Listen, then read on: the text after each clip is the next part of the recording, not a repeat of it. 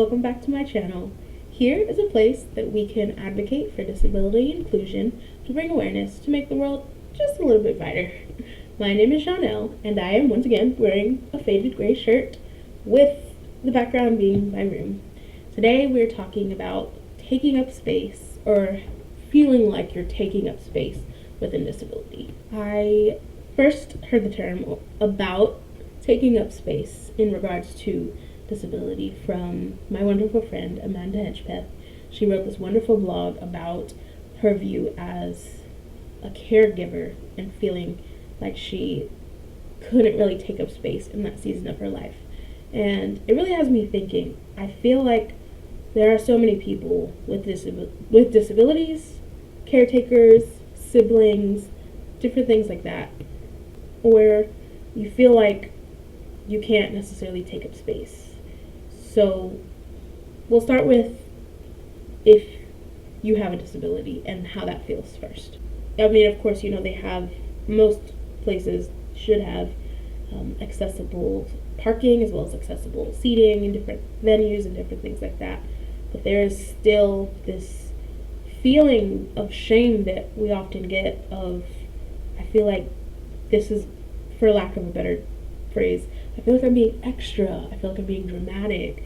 I feel like I'm doing too much, taking up too much space. And not everybody feels like this, but I do know that a lot of people I've talked to have kind of that shared feeling of shame and like you're in the way, like you're an inconvenience. My friend Amanda Hedgepeth also wrote, like I said earlier, this blog about feeling the need to take up less space as a caregiver. And I feel often like people, the needs of somebody else may come first with whatever you may be doing. In this case of the blog I was reading, her daughter Ellie had a really strong increase in her tics and frequency, intensity, duration, all kinds of things. So with that comes a lot of different emotions and getting used to different things, and it can be very stressful. So she was caretaking and making sure that her daughter was okay physically, emotionally, everything. And I feel like with caregivers, it's so easy to just put your needs, your emotions, anything you're dealing with to the side. You might just say, this is just what I have to do. I just have to take care of my son, daughter, parent, sibling, cousin, friend. But that doesn't mean that you're just giving, serving, and you're over here depleted. Like, I feel like the image that comes to mind is, I don't know if anybody had watched SpongeBob. I know some people don't like SpongeBob, but the first episode is very iconic, where he's in Sandy's dome. It's full of air because she's a squirrel underwater. She needs air, and he is a sea creature, so he needs water. But he doesn't want to ruin it. He doesn't want to say anything. So he goes in, and she's really excited. She's a visitor.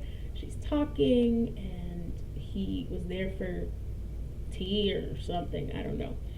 But he starts, because he's a sponge, he needs water, he just starts kind of shriveling up and is having problems like breathing and all these things, but he doesn't want to say anything because he's there for the visit. Like, it's not about him, it's about a new friend, our time to hang out, tea, whatever the case may be. And of course, he ends up like freaking out and drinking the water in the face and trying to like escape and bang and all of this. And his friend kind of comes in and is like, oh, it's not that bad, and realizes, yes, it is that bad. And in the end, Sandy the squirrel ends up, giving them a fishbowl to put over their head with some water in it. And she says, why didn't you guys say anything? And I feel like a lot of caregivers try to take on that role like SpongeBob did in that example of just, everything's fine, I'm good, I'm fine, we're pushing through because this is what I have to do. But it's not healthy, and you do deserve to take up space. Like, you do deserve to have your needs and your wants met as well. Your accommodations met, your mental health days, your respite days, they are needed, they are valid. You're not a bad person for needing that. You're not an awful person for taking up space. And, like, don't compare yourself to what somebody else may be going through or what the person you're caregiving for is going through, because just like they matter and you do anything for them, you matter. So you have to do anything for you too. I got deep.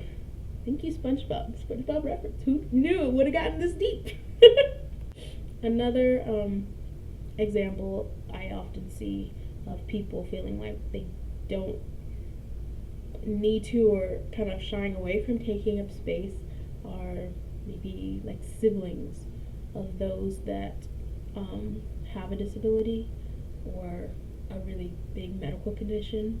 I feel like oftentimes you see siblings just feel the need to be in the background or just do what they have to do to keep the peace.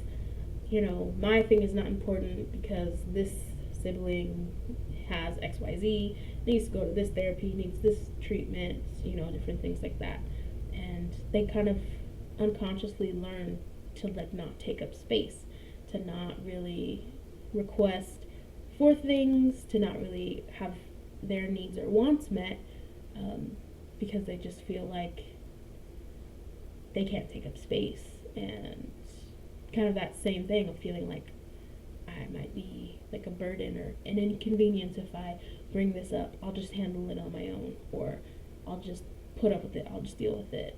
And as much as parents sometimes do say, oh my gosh, you're so easy to deal with, thank you for being a trooper, thank you for whatever the case may be, they also have to realize that over time that can be kind of damaging. You do have to sit with your kids and tell them, like, hey, like, you matter too, your needs are important too.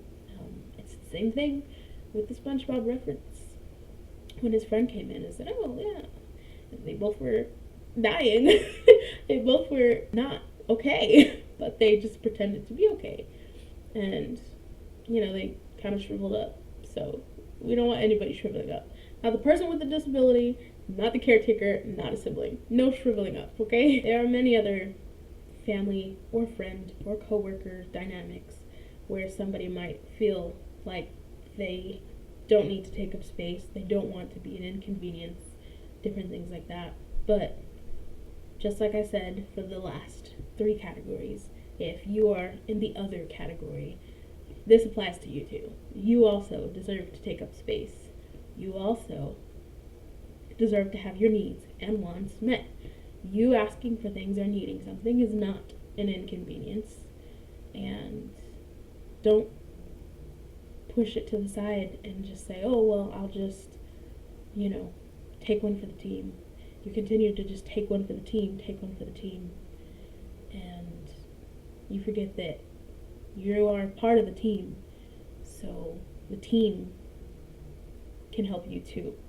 I didn't mean for it to get this deep, but I just feel like it's a really important topic to talk about because there is so much shame around the people that are dealing with something or asking for needs to be met or accommodations.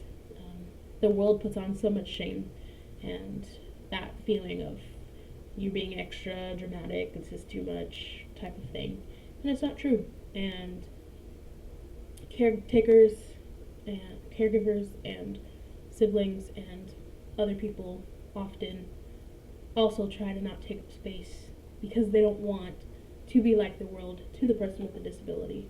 But everybody in this situation or equation deserves to take up space. They're not an inconvenience. Their needs are not extra or dramatic or unnecessary. So take some time to self-reflect and see if you've felt like you take up too much space and shrink back because of that. Because you don't need to. You don't have to. Yeah, I hope this video finds you all well. Please like and share and subscribe. Definitely share with your friends so that we can hopefully make the world a little bit brighter. Thank you guys. Shine bright.